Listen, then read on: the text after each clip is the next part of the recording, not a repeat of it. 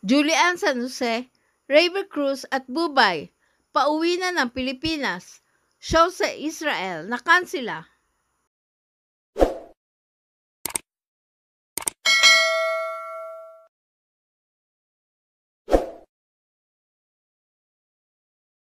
Kasalukuyang pauwi na ng Pilipinas ang mag-sweetheart na sina Julian San Jose at Raver Cruz, kasama ang komedyanteng si Bubay, na sana'y may nakatakdang show sa Tel Aviv sa bansang Israel. Ang nasabing show ay nakansila matapos magkaroon ng kaguluhan at mga pag-atake doon.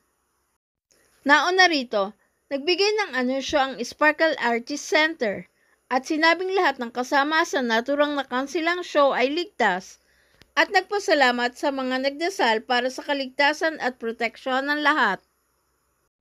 Special Advisory: in view of the recent reports we are getting from Tel Aviv, the management of Sparkle would like to announce that Julian San Jose, Raver Cruz, Bubay, and the Sparkle team who are currently in Israel now for a concert are all safe.